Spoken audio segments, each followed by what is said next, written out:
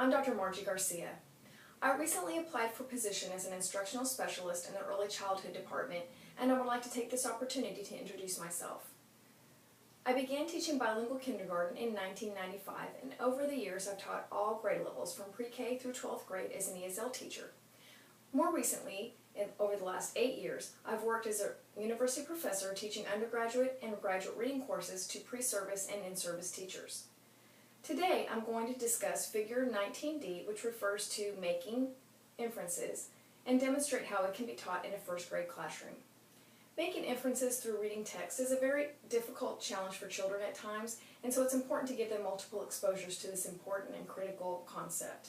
The first thing I would do by introducing the lesson is to engage the students by using an activity called What's in the Bag. So I would bring a bag into the classroom and show them different items, and I would ask the children to make or draw conclusions about the different items and why I might have them in my bag. I would stress to the children that it's important for them to know there's not just one right answer, that there could be many reasons why I have certain things in my bag. For example, I could show them a magazine. I might have a magazine in my bag because I like to read. This particular magazine is about scrapbooking. Does that mean I'm already a scrapbooker and looking for new ideas, or am I a new scrapbooker trying to figure out what to do as I make my scrapbooks? Something else I might share is a box of Reese's Pieces. Do I like peanut butter or chocolate? Do I like sweets, or maybe just like to have something in my purse to snack on throughout the day? And then another item I could share would be a candle.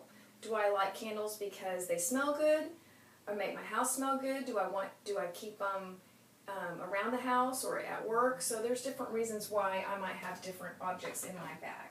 So that would introduce them to the concept of inferencing. So using this anchor chart, I would also talk about the puzzle pieces. And I would give them the analogy of when you're making a jigsaw puzzle, you're creating a big picture that is developing before your eyes, in the same way that an author is developing the message throughout the text that he's given the children to read. So I would use the concept of these puzzle pieces. For the first puzzle piece, they're going to be using clues from the text in words and pictures to figure out what the author is trying to say. And I would provide the children with magnifying glasses so that they can be detectives and help them search for clues. I would combine this puzzle piece with the next puzzle piece, which is their schema, their background knowledge. What do they already know about that topic that they can add with that clue?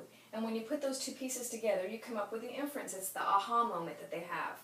And it's basically what the author wants you to know, but doesn't come right out and tell you. You're reading between the lines, trying to figure out what that author is trying to tell you. So that's their conclusion with evidence, and that's the important part. As teachers, we want to teach them how to infer, but also not just to draw conclusions, but show textual evidence from the book to indicate that they understand what that inference, where that inference comes from. The book that I would share with the students would be Giggle, Giggle, Giggle, Giggle, Quack by Doreen Cronin.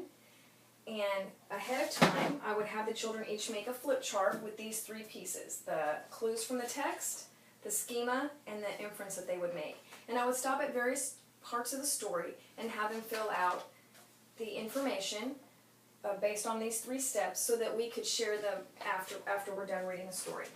So basically the story is about Farmer Brown, and he's getting ready to go on vacation. And he's leaving his brother Bob in charge.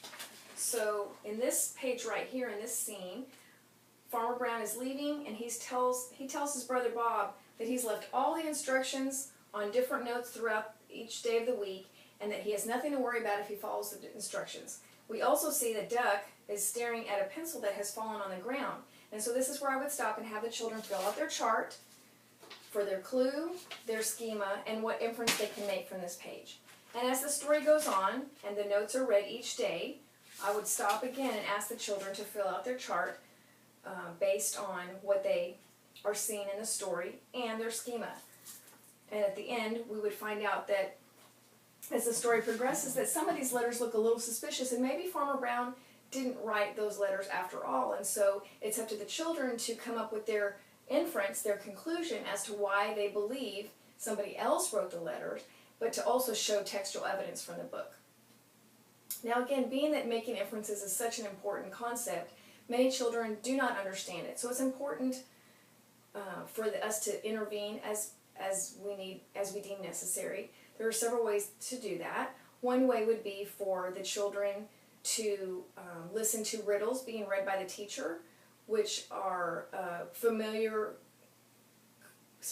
concepts, familiar themes, familiar items that they might be, know and understand, and based on the clues they would be able to figure out what the riddle was. Another way for a teacher to help through an intervention process would be to show what's called Pixar shorts. They're YouTube videos of short Pixar animated video stories, and you could stop, watch for a couple minutes and stop the video, and the teacher could ask the children questions. What have we seen so far? What do we already know? And based on those two things, what do we think might happen and why? Again, basing that on what they've seen and their schema. And then one other way I can think of as an intervention would be for the teacher to use characters from books they've already read in the classroom. For example, Goldilocks and the Three Bears would be an example. And so instead of the teacher telling them the character, the teacher would give clues to that character's traits, different things that were said about the character, different things the character did, and see if the children could, in fact, come up with that character on their own. So not only does this help with the children who need a little bit extra time for this important concept, but it will also reinforce for the children who already are starting to understand the importance of making inferences, that will reinforce their learning of this important concept. So I thank you today for allowing me the opportunity to share some of my ideas with you about making inferences, and I appreciate your time. Thank you so much.